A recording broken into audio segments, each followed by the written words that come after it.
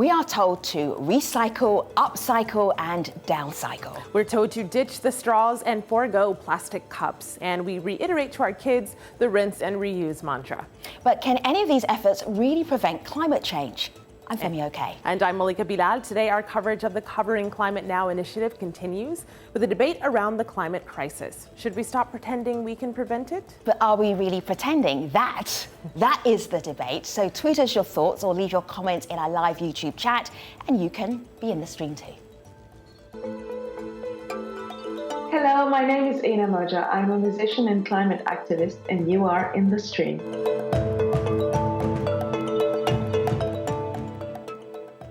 A recent essay in The New Yorker by American novelist Jonathan Franzen sparked a viral argument online about climate change. Here's what it said. The climate apocalypse is coming. To prepare for it, we need to admit that we can't prevent it. As you might imagine, that didn't sit well with a lot of people, including climate scientists, which Franzen is not, and a Twitter storm ensued. The debate centered around prevention, adaptation, and conservation. It's an important conversation. Who is ultimately responsible for preventing climate change, and is it even possible? Joining us to discuss this in New York, Genevieve GUENTHER. She's the founder of End Climate Silence. That's an organization aimed at starting conversations about the impacts of climate change. In Vail, Colorado, MENCONI. He's a peace and climate change activist. He also ran for US Senate and Congress on the Green New Deal in Colorado. And in North Carolina, SARA Peach, a senior editor at Yale Climate Connections and author of the AskSARA Climate Advice column. Hello, everybody. It is good to see you. Let us start in Fiji with perhaps a little glimpse into the future. Have a look at this video. Bula, my name is Nico and I'm a lifeguard at Namotu Island Resort. My job is to take people out surfing, even snorkeling, and enjoy the colorful reef of Fiji. Climate change is having a big impact at Namotu Island Resort. In recent years, we have seen a lot of coral bleaching. The reef is starting to lose its color and starting to die slowly. This is a big problem. If we continue, we're gonna lose our amazing reef. There's Nico there who's talking about the possibilities, the future. You're a climate activist. Nico hasn't given up quite yet. Have you? No, not at all. As a matter of fact, tomorrow I'm at a climate strike march and I'm going to be speaking there. I think that what we're all here for, what we all agree on, is the fact that climate change is real, the discussion is real, and I'm here to talk about the solutions, because what the scientists have laid out for us is that we have 11 years, and I would say that we've already reached that point in time. It could be 5 years, it could be 1 year, but we have to start acting about solutions now. And how are we going to get our leaders and our politicians to start implementing those changes immediately? Genevieve, it sounds like Arnie is just going, okay, now we have to do stuff. We have to be pragmatic. Scientists, move aside. What's your response? Well, I'm not sure. And you can come back. I might have over-summarized. Yes, I'm not sure he's saying the scientists need to move aside. I think he's saying that, in fact, as Greta Thunberg says, we need to unite behind the science and band together in order to force the people in power to take the lead and make the public investments that need to be made so we can decarbonize our global economy in time to halt warming at a manageable level. I'm just wondering, Sarah, as you are available to people to ask their issues that they have with climate and climate change, if you're detecting a mood or an attitude where definitely people who are trying to get some answers are feeling depressed and feeling like there may not be hope and there may not be an end to climate action where they can actively do something. Absolutely. I have gotten questions in the past few months like, will there be famines? And how sick will this make me? And also, I just answered a question in my column about from a person who in New York City was extremely worried about this. She was wondering whether she should even bother thinking about her retirement from her career later in life, because she was so afraid of what is going to happen with these issues. Sarah, how did you answer them? How did you answer the, shall I even bother for my retirement? I said that there is a lot to be worried about, but that there are also things that people can do, and that it's not time to give up yet. And so because there is a lot to be worried about, that is what this conversation really seems to be currently and has been for the past couple of days, I would say. The question then is, what do we prioritize? Do we prioritize adaptation, or do we prioritize prevention and trying to stop climate change from moving forward? This is one answer we got from someone online, Biber on Twitter, who says both should be done, but I doubt if it can be done equally.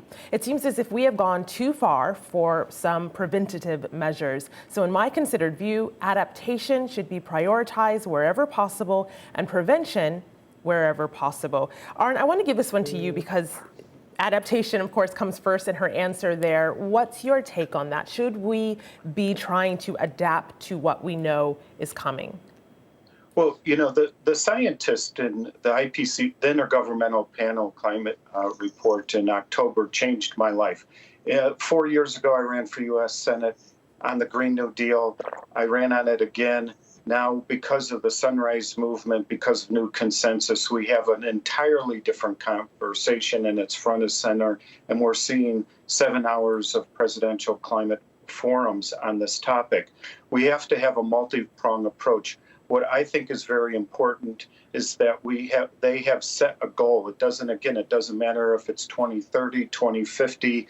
If you could measure it, you can manage it. We've got to work inside of that goal. And what I've seen as a person who was a county commissioner for 8 years and have worked and really leaned on a lot of politicians, a lot of the neoliberal politicians and Democratic establishment politicians, is there's no such thing as the time for incrementalism. I would say delayers are deniers. And that is the conversation that we should be having right now, because what the scientists have laid out for us is the goal. What we are looking at now is which way should we do that? You could argue. We should absolutely not prioritize adaptation yet. Adaptation is 100% necessary for these frontline communities and for people in the global south who are already suffering severely from climate change and even being killed. As we know, the Bahamian Islands were completely destroyed by Hurricane Dorian, who was stalled and made wetter by the effects of climate change. So in order for there to be any kind of climate justice, we have to include adaptation in any kind of climate policy. But there is no adaptation to a world that has heated up past 3.5 or 4 degrees Celsius. 4 degrees Celsius is the difference between the last ice age and now. And in the last ice age, there was a glacier a mile thick over Manhattan. So imagine the ecosystem transformation that would happen if we heated our planet 4 degrees Celsius on top of what we are now. We cannot afford to do that. Our first priority must always be to end the fossil fuel era, transition our energy, industry, transportation, and agricultural systems to a net zero system as soon as possible.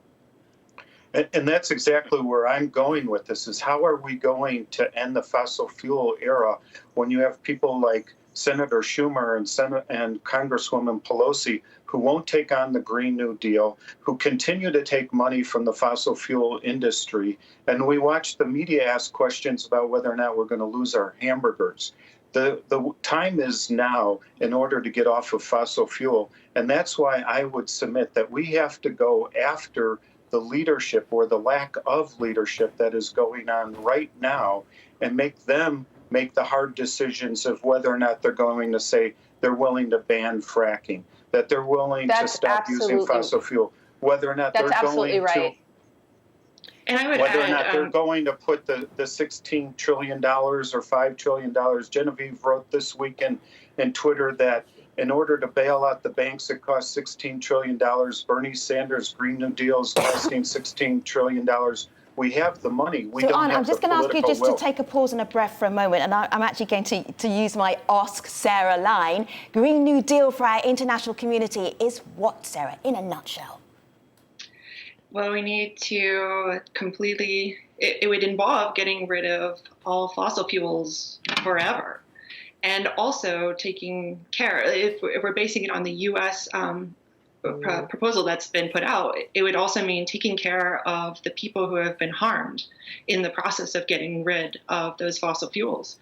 Of course, that would take enormous collaboration across the whole world, but I think that we've seen from some resistance, for example, in France, that it seems very important for democratic leaders and other leaders around the world to think about how people are going to be affected by this enormous transition that the scientists say must take place. Well, some of those demonstrations in France. It's interesting from you the say that. Yellow Genevieve, Vests. pause just one moment if you would, because I want to bring in our community here. This is such a fascinating debate. I want to make sure their voice is included as well. I'm picking up on the point that you all are making, and it is if there is collaboration, global collaboration, and if there is government accountability, call our audience skeptics, and me included, but they don't think that's going to happen. So this is Mercy on Twitter, who says, as long as our governments refuse to hold major corporations damaging the environment accountable, and they start putting major resources towards trying to reverse the damage we're doing, there is no hope. With the Amazon still burning, our decade has gone up. So Mercy mentions the Amazon. I'll bring this to your attention. The Amazon is burning. What you need to know, this was the headlines not too long ago.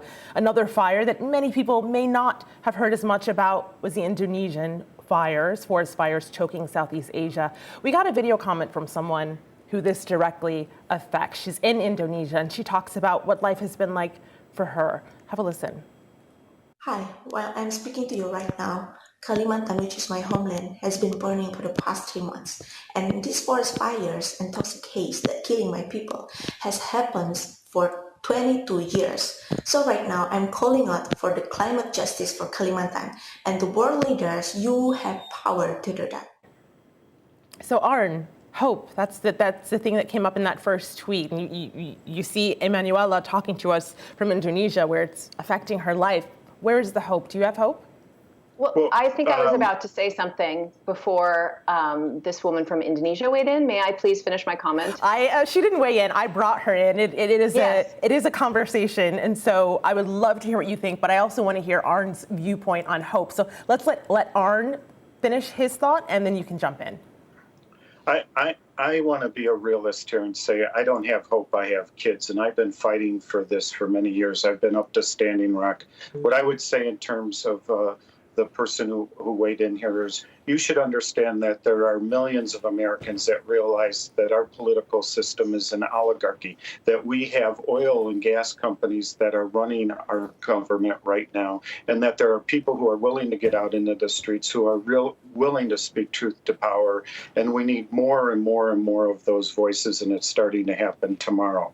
That people have to start saying that we have to stop subsidizing the oil and gas industry, that we have to stop playing footsie with our Democrats who are in power, who think that they're going to change or help us with abating climate change, but in reality, they're not, because they're working with the oil and gas industry. And when we're willing to speak truth to power, when we're willing to expose their records, then we're going to get to the next level of implementing change. Genevieve? Yeah, I want to go back to what you said before, which was holding our government accountable and forcing them to hold corporations accountable is not going to happen.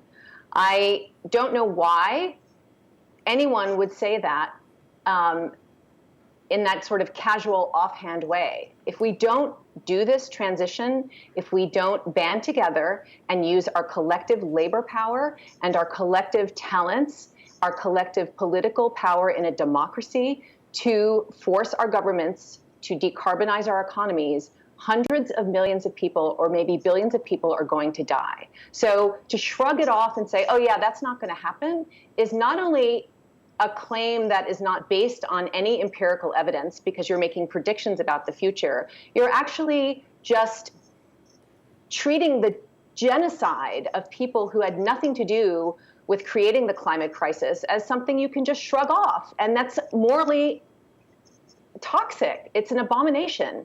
We have a moral obligation to use our power as citizens in a democratic nation and in democratic countries across the world to hold our leaders accountable, because we cannot recycle our way out of this crisis. We cannot reduce our own personal carbon footprints enough to stop climate change. The #1 producer of greenhouse gases is industrial production of electricity.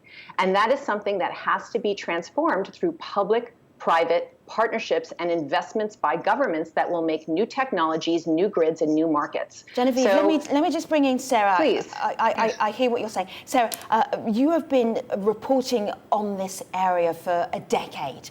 So tell our international audience, in terms of action, climate action that you are seeing that is having an impact, what would you pick to share?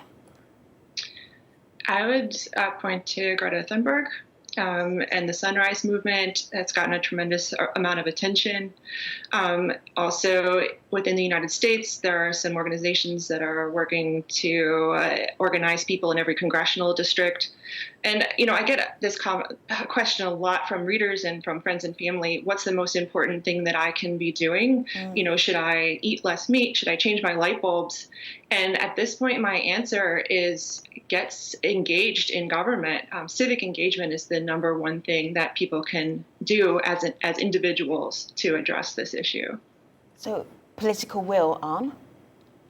Well, I want to just speak to this idea of why we're having this conversation, why it's front and center, is because students sat in Nancy Pelosi's office and Alexandria Ocasio-Cortez got involved and because Brianna Gunn Wright architected a Green New Deal. These are all American lawmakers in the United States, so you'll find them in D.C., not far from our studio. Go ahead. I'm sorry. And what I'm so stoked on is that we're watching activists actually doing sit-ins, actually getting into the streets. We're seeing that type of action in France, and we're seeing it in London. The type of protests that are going on in Hong Kong, that's what it's going to take. Those are the individual types of things. I've been arrested in Washington, D.C., trying to fight for change. And it's hard. It's difficult. It means amazing sacrifice. What I'm trying to say is the type of sacrifice that needs to be done by 5% of the world's population that is emitting 15% of its carbon emissions is we have to admit that capitalism is not going to get us to this solution, that we are going to have to use a hybrid version in order to make this change. And again, to my friends in the science community that I embrace and try to advocate so hard for every single day, is they have given us a very short time frame than when I was running for U.S. Senate 4 years ago. And if we're going to implement this, it's not going to happen under a Donald Trump administration. It's not going to happen when 34 states in the United States are in Republican control and our federal judicial branch is in the control of corporatists, unless we get out there and we act and speak towards the type of solutions and demand the solutions are implemented in terms of legislation, that our corporations are changing now and immediately, and that they stop funding oil and gas corporations and the agricultural systems that we have now in place that are literally cutting off my daughter and my son's future from the type of one that I've had and that my ancestors have had. So I'm thinking very pragmatically right now. I'm trying to think very realistically right now and say the narrative has to be sharper towards the solutions, and that we have to sacrifice our own blood, sweat, and tears and get out in the streets and fight. I think it's that type of thinking that I'm seeing online. And so earlier, Genevieve, you mentioned a morally toxic viewpoint, which for our audience, I think that they would take issue with that. And because I'm speaking on behalf of them, I will take issue with it on their behalf. I want to share with you a few comments from people. So this is live. This is on YouTube. Michael says, greedy corporations and governments don't care about the climate, period. Grow up. We are going to be on our own. Other people want us to bring in the idea that the people affected the most are not the people who are at the table. So this is Soliloquy on Twitter, who says, this is a mess made by first world, but the most affected are the developing countries, most of who depend on nature for irrigation, etc. And one more that I'll bring in on Twitter. This is someone who says, I like that you're putting in context, location specifics. While adaptation will be considered a priority, the African continent, for them, zero net emitters, Europe may have to focus more on mitigation. Genevieve, what will you say to those people? I agree with all of that. I take no issue with that whatsoever, that countries in Africa and in the global south who have had no hand in creating this crisis will need to focus on adaptation, and the first world polluters have to take responsibility for creating this crisis and donate money through the Green Climate Fund to assist in that adaptation. But that's not in contrast to focusing on global mitigation. And I don't see how that's morally toxic. What to me is a moral abomination is the idea that we shouldn't bother fighting, we shouldn't bother trying to stop corporations and governments from collaborating in propping up the fossil fuel economy because we don't have any power and they're not going to listen to us anyway. Genevieve, we're let me just weigh in here with a comment from the United Nations Secretary General Antonio Guterres, who was talking about where are we right now with climate action? Where do we need to be? Earlier this week. Have a look, have a listen. Business cannot succeed on a planet that fails, and jobs cannot be sustained on a dying planet. And there are many more initiatives to come. They will all be presented at the summit and are designed to be expanded so they can have the global impact the climate crisis demands. We will need governments, businesses, and people everywhere to join these efforts so we can put climate action into a higher gear. Sarah, it almost feels like there's something about our human nature, the way that we approach a crisis that maybe we cannot see, that is indicative of where we might be with climate action over the next couple of years. What have you come to conclude from all the questions that you're being asked and how far along we are in terms of taking climate action? You know, I think that I want to address a really common misconception, and this is something that came up in Franzen's article, which is a lot of people think that there's some kind of on-off switch with our climate system, and that if we go too far, then it's off and we all die. And that's absolutely not true. As we just heard, there are going to be huge impacts to economic growth if we keep going the way we're going. But every 10th of a degree matters, and everything that we do to limit warming a little bit will reduce suffering. And so I think we're seeing in public surveys of the American public that concern about this issue is skyrocketing. And so I think that's something that a lot of people would find very encouraging. We are almost wrapping up with our time now. Malika, what's the kind of feeling that you're getting online right now? I like this from Sleepless in VA, who says, as Andrew Yang, and he's quoting a presidential candidate in the US here, as he says, it is not about doing less of the bad, but doing more of the good. And based on some new data, I think we probably need to do a whole lot of good to really catch up. I'm just thinking, Arne, in a sentence, and I really mean a sentence, if you could advise our population who are really keen around the world to do something, what would that something be? To get out into the streets, fight our governments that I call the global corporate mafia. That is, it doesn't matter how many people are killed in this climate disaster that we're faced with. And the thing we never talk enough about is the American empire's military system and cutting its budget. Your sentence is a little bit more generous than my sentence, but I appreciate it. Genevieve, thank you so much for being with us. Arne, thank you for being with us. Sarah as well, thank you so much for discussing this issue that is so prominent right now about what do we do about climate action and how much time do we have. So that wraps up our conversation for today. But on Monday, I am submitting this report as my testimony because I don't want you to listen to me. I want you to listen to the scientists. And I want you to unite behind the science. And then I want you to take real action. that is the young Swedish climate action activist Greta Thunberg. Young activists around the world are raising their voices both on the streets and in the corridors of world power, all part of a battle to avert a global climate catastrophe. That is the final show of our special series tied to the Covering Climate Now initiative. We'll see you then. See you soon.